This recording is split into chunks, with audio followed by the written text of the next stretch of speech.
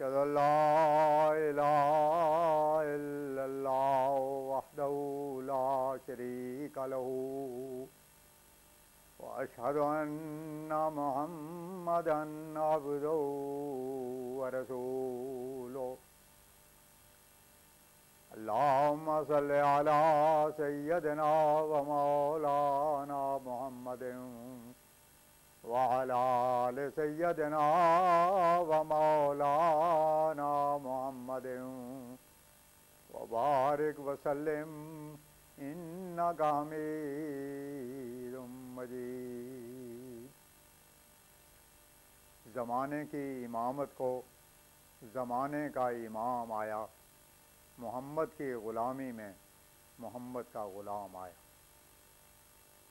خاتم الانبیاء حضرت محمد مصطفیٰ احمد مجتبی صلی اللہ علیہ وسلم کے غلام اور ہمارے امام بانی جماعت احمدیہ مسیح موعود و مہدی مسعود علیہ السلام کے مقدس ایمان افروز اور روح پرور ملفوظات۔ فرمایا، میں آج کنز العمال کو دیکھ رہا تھا، مہدی اور دجال کی نسبت 85 حدیثیں اس میں جمع کی گئی ہیں۔ سب حدیثوں میں یہی ہے کہ وہ آتے ہی یوں خونریزی کرے گا اور یوں خلق خدا کے خون سے روئے زمین کو رنگین کر دے گا۔ خدا جانے ان لوگوں کو جو ان احادیث کے وضاح تھے، صفاقی کی کس قدر پیاس اور خلق خدا کی جان لینے کی کتنی بھوک تھی، اور اس وقت عقلیں کس قدر موٹی اور سطحی ہو گئی تھی۔ یہ بات ان کی سمجھ میں نہ آئی کہ اصول تبلیغ اور ماموریت کے قطعاً خلاف ہے کہ کوئی مامور آتے ہی بلا اتمام حجت کے تیغ زنی شروع کر دے۔ تعجب کی بات ہے کہ ایک طرف تو آخری زمانے کو حضرت خیر الانام رسول کریم صلی اللہ علیہ وسلم کے زمانے سے اتنا دور قرار دیا ہے،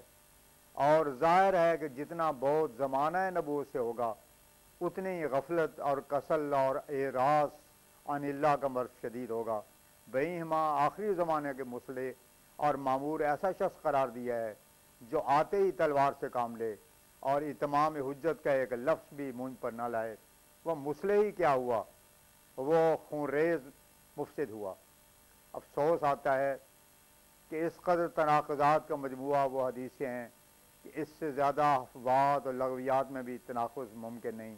مگر ان لوگوں کی دانشیں ان کی بیہودگی کی تہ تک نہ جا سکیں۔ فرمایا،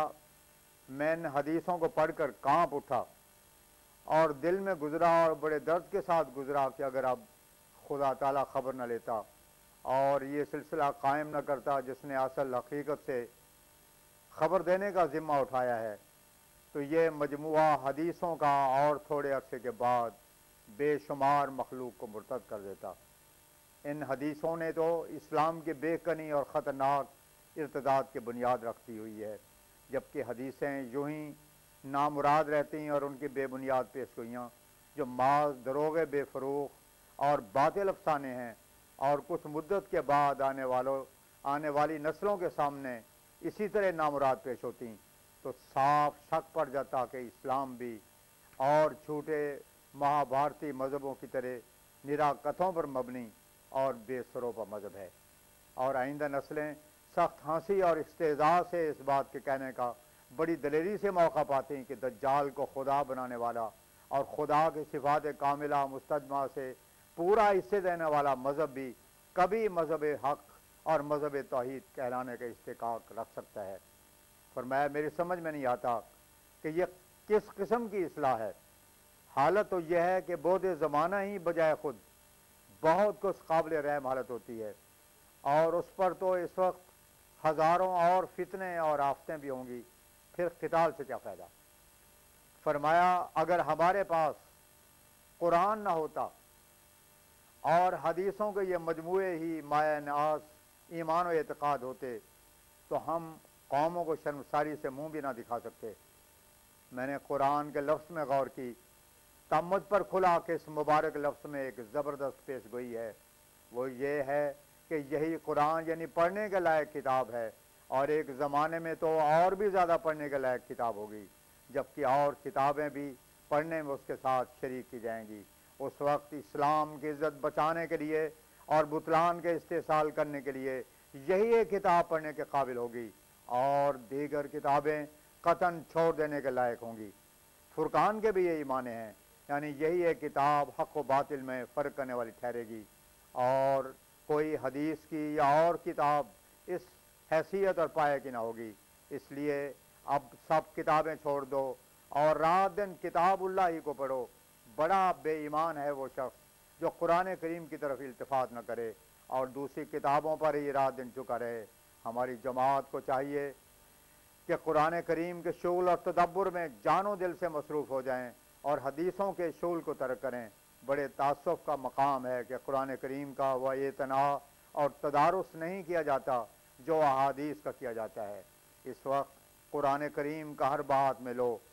تو تمہاری فتح ہے، اس نور کے آگے کوئی ظلمت ٹھہر نہیں سکے گی۔ اسی لیے مسیح پاک فرماتے ہیں